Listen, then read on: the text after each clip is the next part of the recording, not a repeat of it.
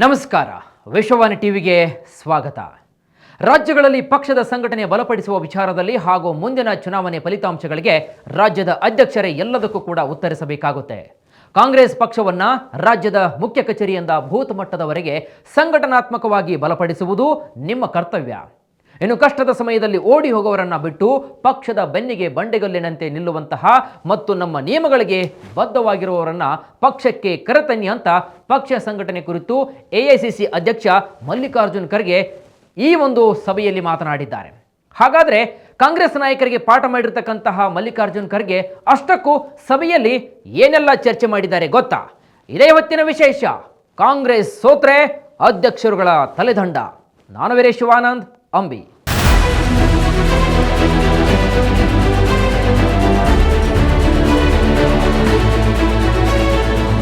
ನಿಮ್ಮ ನೇತೃತ್ವದಲ್ಲಿ ರಾಜ್ಯಗಳಲ್ಲಿ ನಡೆಯಲಿರುವಂತಹ ಮುಂದಿನ ಚುನಾವಣಾ ಫಲಿತಾಂಶಕ್ಕೆ ನೀವೇ ಹೊಣೆಗಾರರು.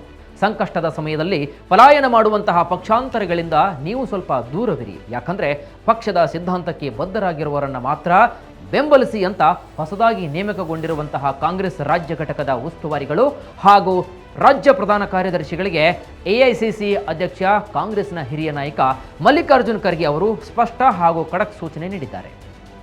ದೆಹಲಿಯಲ್ಲಿನ ಪಕ್ಷದ ಕಚೇರಿ ಇಂದಿರಾ ಭವನದಲ್ಲಿ ಸಭೆಯನ್ನ ನಡೆಸಲಾಗಿದ್ದು, ಈ ಸಭೆಯಲ್ಲಿ ಲೋಕಸಭೆ ಪ್ರತಿಪಕ್ಷ ನಾಯಕ ರಾಹುಲ್ ಗಾಂಧಿ ಹಾಗೂ ನಾಯಕಿ ಪ್ರಿಯಾಂಕಾ ಗಾಂಧಿ, ಕೆಸಿ ವೇಣುಗೋಪಾಲ್ ಹಾಗೂ ಜಯರಾಮ್ ರಮೇಶ್ ಹಾಗೂ ಎಲ್ಲ ಪ್ರಧಾನ ಕಾರ್ಯದರ್ಶಿಗಳು ಕೂಡ ಈ ಒಂದು ರಾಜ್ಯ ಘಟಕದ ಅಧ್ಯಕ್ಷರುಗಳು ಕೂಡ ಈ ಒಂದು ಸಭೆಯಲ್ಲಿ ಉಪಸ್ಥಿತರಿದ್ದರು.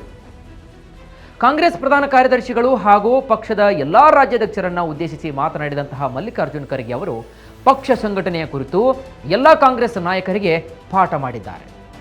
ಕಾಂಗ್ರೆಸ್ ಸಿದ್ಧಾಂತಕ್ಕೆ ಬದ್ಧರಾಗಿರುವವರು ಮಾತ್ರ ಕೆಟ್ಟ ಪರಿಸ್ಥಿತಿಯಲ್ಲೂ ಕೂಡ ಪಕ್ಷದ ಜೊತೆಗೆ ದೃಢವಾಗಿ ಮತ್ತು ಗಟ್ಟಿಯಾಗಿ ನಿಂತವರಿಗೆ ಮಾತ್ರ ಪ್ರೋತ್ಸಾಹವನ್ನು ನೀಡುವ ಅಗತ್ಯವಿದೆ ಅಂತ ಎಲ್ಲರಿಗೂ ಒತ್ತಿ ಹೇಳಿದ್ದಾರೆ. ಇನ್ನು ಕಳೆದ ವಾರವಷ್ಟೇ ಸಂಘಟನಾತ್ಮಕವಾಗಿ ಪಕ್ಷದಲ್ಲಿ ಒಂದಷ್ಟು ಬದಲಾವಣೆಗಳನ್ನು ಮಾಡಲಾಗಿದ್ದು, ಇದೀಗ ಸದ್ಯದಲ್ಲೇ ಇನ್ನಷ್ಟು ಬದಲಾವಣೆಯನ್ನ ಮಾಡುವುದಾಗಿ ಖರ್ಗೆ ಸುಳಿವು ಕೂಡ ಕೊಟ್ಟಿದ್ದಾರೆ. ಇನ್ನು ಕೆಲವರ ನೇಮಕ ಈಗಾಗಲೇ ಆಗಿದೆ, ಇನ್ನು ಕೆಲವರ ಬದಲಾವಣೆ ಕೂಡ ಆಗಬೇಕಾಗಿದೆ ಅಂತ ಮೀಟಿಂಗ್ನಲ್ಲಿ ಖರ್ಗೆ ಹೇಳಿದ್ದಾರೆ.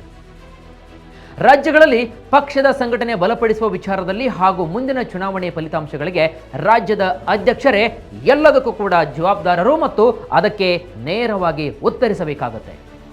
ಕಾಂಗ್ರೆಸ್ ಪಕ್ಷವನ್ನ ರಾಜ್ಯದ ಮುಖ್ಯ ಕಚೇರಿಯಿಂದ ಬೂತ್ ಮಟ್ಟದವರೆಗೂ ಕೂಡ ಎಷ್ಟು ಬೇಗ ಸಾಧ್ಯವೋ ಅಷ್ಟು ಬೇಗ ಸಂಘಟನಾತ್ಮಕವಾಗಿ ಬಲಪಡಿಸುವುದು ನಿಮ್ಮ ಕೆಲಸ ಮತ್ತು ನಿಮ್ಮ ಕರ್ತವ್ಯ. ಆದ್ದರಿಂದ ಈ ಕೆಲಸಕ್ಕಾಗಿ ನೀವು ಪ್ರತಿ ಬೂತ್ಗಳಿಗೆ ಭೇಟಿ ನೀಡಬೇಕಾಗುತ್ತೆ. ಇನ್ನು ಕಠಿಣ ಶ್ರಮ ಕೂಡ ಪಡಬೇಕಾಗುತ್ತೆ ಹಾಗೂ ಕಾರ್ಯಕರ್ತರ ಜೊತೆಗೆ ಸಂವಾದವನ್ನು ನಡೆಸಬೇಕಾಗುತ್ತೆ ಅಂತ ಹೇಳಿದ್ದಾರೆ.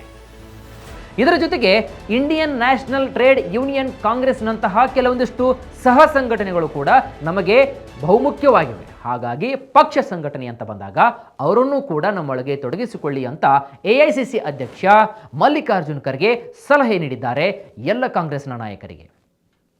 ಇನ್ನು ಪದಾಧಿಕಾರಿಗಳಾದವರು ತಳಮಟ್ಟದವರೆಗೆ ಹೋದಾಗ ಮಾತ್ರ ಸಂಘಟನೆಗೆ ಹೊಸಬರನ್ನ ನಂಬಿಕಸ್ಥ ಮತ್ತು ಸೈದ್ಧಾಂತಿಕವಾಗಿ ಬಲಿಷ್ಠವಾಗಿರೋರನ್ನ ನಿಮ್ಮ ಜೊತೆಗೆ ಕರೆದುಕೊಂಡು ಬರಲು ಸಾಧ್ಯವಾಗುತ್ತದೆ ಅಂತ ಹೇಳಿದ್ದಾರೆ. ಹಾಗೂ ಪಕ್ಷಕ್ಕೆ ಇದು ಅನುಕೂಲ ಮಾಡಿಕೊಡುವ ಮತ್ತು ಒಂದು ಅವಕಾಶಗಳಿಂದ ವಂಚಿತರಾಗಿರತಕ್ಕಂತಹ ಒಂದು ಪಕ್ಷನಿಷ್ಠ ವ್ಯಕ್ತಿಗಳನ್ನ ಗುರುತಿಸಿ ಅಂಥವರನ್ನ ಮುಖ್ಯವಾಹಿನಿಗೆ ತರುವಂತಹ ಅಗತ್ಯವಿದೆ ಅಂತ ಕೂಡ ಹೇಳಿದ್ದಾರೆ. ನಾವು ಅನೇಕ ಬಾರಿ ಪಕ್ಷವನ್ನು ಬಲಪಡಿಸುವಾಗ ಆತುರವಾಗಿ ಕೆಲವೊಂದಿಷ್ಟು ಪಕ್ಷಕ್ಕೆ ಸೇರ್ಪಡೆ ಮಾಡಿಕೊಳ್ತೀವಿ ಕೆಲವೊಂದಿಷ್ಟು ನಾಯಕರನ್ನ. ಆದರೆ ನಮ್ಮ ಪಕ್ಷಕ್ಕೆ ಬರುವವರು ಸೈದ್ಧಾಂತಿಕವಾಗಿ ಬಹಳಷ್ಟು ದೃಢವಾಗಿರಬೇಕು, ದುರ್ಬಲವಾಗಿರಬಾರದು ಮತ್ತು ಕಷ್ಟ ಕಾಲದಲ್ಲಿ ಪಕ್ಷದ ಬೆನ್ನಿಗೆ ಬಂಡೆಗಲ್ಲಿನಂತೆ ನಿಲ್ಲುವಂತಹ ಸೈದ್ಧಾಂತಿಕ ಬದ್ಧತೆಯನ್ನ ಇರುವವರನ್ನ ಪಕ್ಷಕ್ಕೆ ಕರೆತರಬೇಕು. ಪಕ್ಷವನ್ನು ಬಲಪಡಿಸಲು ಪ್ರಯತ್ನಿಸುವಾಗ ಕೆಲವೊಮ್ಮೆ ಕಷ್ಟದ ಸಮಯದಲ್ಲಿ ಓಡಿ ಹೋಗುವವರನ್ನ ತರಾತುರಿಯಲ್ಲಿ ನೀವು ಕರೆತರ್ತೀರಿ. ಆದರೆ ಆ ಕೆಲಸ ಆಗಬಾರ್ದು, ಅಂಥವರಿಂದ ನಾವು ಸ್ವಲ್ಪ ದೂರ ಇರಬೇಕು ಅಂತ ಪಕ್ಷದ ಮುಖಂಡರಿಗೆ ತಿಳಿಸಿದ್ದಾರೆ. ಎಐಸಿಸಿ ಅಧ್ಯಕ್ಷ ದಿಢೀರನೆ ಸಭೆಯನ್ನು ಕರೆದು ಈ ಎಲ್ಲ ಕಾಂಗ್ರೆಸ್ ಕಾರ್ಯಕರ್ತರಿಗೆ ಕ್ಲಾಸ್ ತೆಗೆದುಕೊಂಡಿರುವ ಹಿಂದೆ ಒಂದು ಬಹುದೊಡ್ಡ ಉದ್ದೇಶ ಮತ್ತು ಒಂದು ಸಂದೇಶ ಕೂಡ ಇದೆ. ಏನಪ್ಪಾ ಅಂದರೆ, ಇತ್ತೀಚೆಗಷ್ಟೇ ನಡೆದಂತಹ ದೆಹಲಿ ವಿಧಾನಸಭೆ ಚುನಾವಣೆಯ ನಡೆಯೋಕ್ಕಿಂತ ಮುಂಚಿತವಾಗಿಯೂ ಕೂಡ ಕೆಲವೊಂದಿಷ್ಟು ವರದಿಗಳು ಸಂಖ್ಯೆಗಳನ್ನು ಪ್ರಕಟಿಸಿದ್ವು. ಅದು ಕೂಡ ನಿಮಗೂ ಗೊತ್ತು. ಅದರಲ್ಲಿ AAP 22ರಿಂದ 28, BJP 46ರಿಂದ 48 ಹಾಗೂ ಕಾಂಗ್ರೆಸ್ 1ರಿಂದ 2 ಸ್ಥಾನಗಳನ್ನು ಗೆಲ್ಲಬಹುದು ಅಂತ ಅಂದಾಜಿಸಲಾಗಿತ್ತು ಹಾಗೂ ವರದಿಯಲ್ಲಿ ಕೂಡ ಹೇಳಲಾಗಿತ್ತು. ಆದರೆ ಏನಾಯಿತು? ಕಾಂಗ್ರೆಸ್ನ ದುರಾದೃಷ್ಟ ಹೇಗಿದೆ ಅಂತಂದರೆ ಚುನಾವಣೆಯಲ್ಲಿ ಫಲಿತಾಂಶವನ್ನು ನೋಡಿದಾಗ ಕಾಂಗ್ರೆಸ್ ಕತೆಗೆ ಉಲ್ಟಾ ಆಗಿತ್ತು. ಕಾರಣ ದೆಹಲಿಯ 70 ವಿಧಾನಸಭಾ ಸ್ಥಾನಗಳಲ್ಲಿ BJP 48 ಸ್ಥಾನಗಳನ್ನು ಗೆದ್ದರೆ AAP 22 ಸ್ಥಾನಗಳನ್ನು ಗೆದ್ದುಕೊಂಡಿದೆ. ಆದರೆ ಕಾಂಗ್ರೆಸ್ ಮಾತ್ರ ಒಂದೇ ಒಂದು ಸ್ಥಾನವನ್ನು ಕೂಡ ಗೆಲ್ಲೋಕೆ ಆಗಲಿಲ್ಲ. ಇದರಿಂದ 26 ವರ್ಷಗಳ ಬಳಿಕ BJP ಅಧಿಕಾರಕ್ಕೆ ಬಂತು. ಅತ್ತ AAP ವಿಪಕ್ಷ ಸ್ಥಾನವನ್ನು ಭದ್ರಪಡಿಸಿಕೊಂಡಿತ್ತು. ಆದರೆ ಕಾಂಗ್ರೆಸ್ ಮಾತ್ರ ದೆಹಲಿ ಚುನಾವಣೆಯಲ್ಲಿ ಸಂಪೂರ್ಣವಾಗಿ ಮುಳುಗಿ ಹೋಯಿತು. ಇದರಿಂದ ಕಾಂಗ್ರೆಸ್ಗೆ ಭಾರಿ ಮುಖಭಂಗವಾಯಿತು. ಇನ್ನು ಕಾಂಗ್ರೆಸ್ ಸೋಲಲು ಕೆಲವೊಂದಿಷ್ಟು ಪ್ರಮುಖ ಕಾರಣಗಳು ಇವೆ ಅಂತ ಹೇಳಲಾಗ್ತಾ ಇದೆ. ಅದರಲ್ಲಿ ಪ್ರಮುಖವಾಗಿ ಇಂಡಿಯಾ ಒಕ್ಕೂಟದಿಂದ AAP ಹೊರಗೆ ಹೋಗಿರುವುದು. ಇನ್ನು ಕಾಂಗ್ರೆಸ್ನಲ್ಲಿ ರಾಹುಲ್ ಗಾಂಧಿ ಕುಟುಂಬ ದೆಹಲಿಯಿಗಿಂತ ದಕ್ಷಿಣ ಭಾರತದ ಕಡೆಗೆ ಒಲವನ್ನು ತೋರಿಸಿರುವುದು ಮತ್ತು ಕಾಂಗ್ರೆಸ್ ಮುಖಂಡರು ಆಗಾಗ ಹಿಂದೂ ಧಾರ್ಮಿಕತೆಗೆ ಧಕ್ಕೆ ತರುವಂತಹ ಕೆಲವೊಂದಿಷ್ಟು ಹೇಳಿಕೆಗಳನ್ನು ಕೊಟ್ಟಿರುವುದು. ಈ ಎಲ್ಲ ಪ್ರಮುಖ ಅಂಶಗಳಿಂದ ಕಾಂಗ್ರೆಸ್ ಯಾವ ಸ್ಥಾನವನ್ನು ಗೆಲ್ಲೋಕೆ ಆಗಿಲ್ಲ ಅಂತ ಹೇಳಲಾಗ್ತಾ ಇದೆ.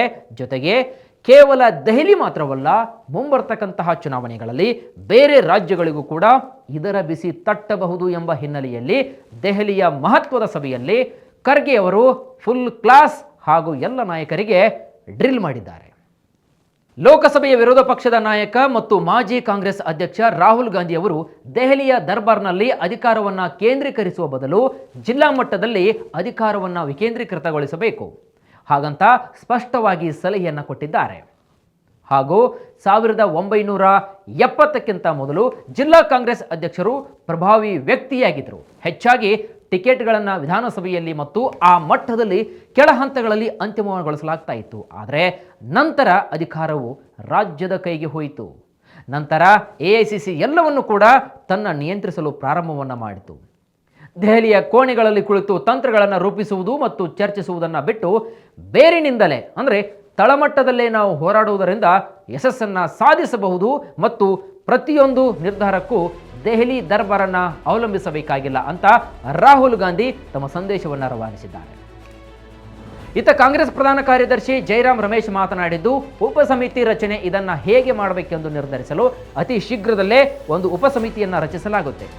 ಅದು 15 ದಿನಗಳಲ್ಲಿ ಕಾಂಗ್ರೆಸ್ ಅಧ್ಯಕ್ಷರಿಗೆ ತನ್ನ ವರದಿಯನ್ನು ಸಲ್ಲಿಸುತ್ತೆ. ಇನ್ನು ಕಾಂಗ್ರೆಸ್ಸಿನ ಸುವರ್ಣ ದಿನಗಳನ್ನು ಮರಳಿ ತರಲು ಜಿಲ್ಲಾಧ್ಯಕ್ಷರು ಕೇಂದ್ರದಲ್ಲಿರ್ತಾರೆ ಹೀಗಂತ ಒತ್ತಿ ಹೇಳಿದ್ದಾರೆ. ಇದರೊಂದಿಗೆ ಗುಜರಾತ್ ಚುನಾವಣೆಯನ್ನು ಕೂಡ ಗಮನದಲ್ಲಿಟ್ಟುಕೊಂಡು ಕಾಂಗ್ರೆಸ್ಸಿನ ಮುಂದಿನ ಸಭೆಯನ್ನು ಏಪ್ರಿಲ್ನಲ್ಲಿ ಗುಜರಾತ್ನ ಅಹಮದಾಬಾದ್ನಲ್ಲಿ ನಡೆಸಲು ನಿರ್ಧರಿಸಲಾಗಿದೆ.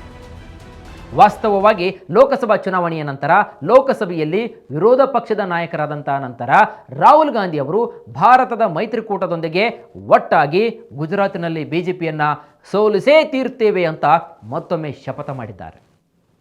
ಇನ್ನು ಇದೇ ಸಂದರ್ಭದಲ್ಲಿ ದಿಗ್ವಿಜಯ್ ಸಿಂಗ್ ಮಾತನಾಡಿದ್ದು, ಸಂವಿಧಾನ ಉಳಿಸಿ ಯಾತ್ರೆ ಇದೀಗ ಏಪ್ರಿಲ್ 14ರಿಂದ ಏಪ್ರಿಲ್ 14 ಅಂದರೆ ಬಾಬಾ ಸಾಹೇಬ್ ಅಂಬೇಡ್ಕರ್ ಅವರ ಜನ್ಮದಿನದಂದು ಪ್ರಾರಂಭವಾಗಲಿದ್ದು ಮುಂದಿನ ವರ್ಷ ಜನವರಿ 30ರವರೆಗೆ ಇದು ಮುಂದುವರಿಯುತ್ತೆ. ಒಂದು ಕಾಲದಲ್ಲಿ ದೇಶವನ್ನು ಹಲವು ವರ್ಷಗಳಿಂದ ಆಳಿದಂತಹ ಕಾಂಗ್ರೆಸ್ 2014ರಿಂದ ಅಧಿಕಾರದಿಂದ ಹೊರಗಿದೆ.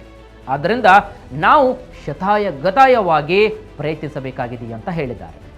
ಇದರ ಜೊತೆಗೆ KPCC ಸ್ಥಾನ ಬದಲಾವಣೆ ಕುರಿತು ಕೂಡ ಮಲ್ಲಿಕಾರ್ಜುನ್ ಖರ್ಗೆ ಪರೋಕ್ಷವಾಗಿ ಸುಳಿವು ಕೂಡ ನೀಡಿದ್ದಾರೆ ಅಂತ ಮೂಲಗಳಿಂದ ನಮಗೆ ತಿಳಿದು ಬಂದಿದೆ. ಒಟ್ನಲ್ಲಿ ಸಂಘಟನಾತ್ಮಕವಾಗಿ ಪಕ್ಷದಲ್ಲಿ ಒಂದಷ್ಟು ಬದಲಾವಣೆಗಳನ್ನು ಮಾಡಬಹುದಾಗಿದ್ದು ಇದೀಗ ಸದ್ಯದಲ್ಲೇ ಇನ್ನಷ್ಟು ಬದಲಾವಣೆ ಮಾಡುವುದಾಗಿ ಖರ್ಗೆ ಸ್ಪಷ್ಟ ಸುಳಿವು ನೀಡಿದ್ದಾರೆ. ಹಾಗೂ ಕೆಲವರ ನೇಮಕ ಈಗಾಗಲೇ ಆಗಿದ್ದು ಇನ್ನು ಕೆಲವರ ಬದಲಾವಣೆ ಆಗಬೇಕಾಗಿದೆ ಅಂತ ಮೀಟಿಂಗ್ನಲ್ಲಿ ಹೇಳಿದ್ದಾರೆ. ಹಾಗಾದರೆ ವೀಕ್ಷಕರೇ, AICC ಅಧ್ಯಕ್ಷ ಮಲ್ಲಿಕಾರ್ಜುನ್ ಖರ್ಗೆ ಅವರ ಹೇಳಿಕೆಯು KPCC ಸ್ಥಾನದಲ್ಲಿ ಬದಲಾವಣೆಯನ್ನು ತರುತ್ತಾ? ಕಾದಷ್ಟೇ ನೋಡಬೇಕಾಗುತ್ತೆ. ಇದಾಗಿತ್ತು ಇವತ್ತಿನ ವಿಶೇಷ. ಮತ್ತಷ್ಟು ವೈವಿಧ್ಯಮಯ ಸುದ್ದಿಗಳಿಗಾಗಿ ನೋಡ್ತಾ ಇರಿ ವಿಶ್ವವಾಣಿ TV.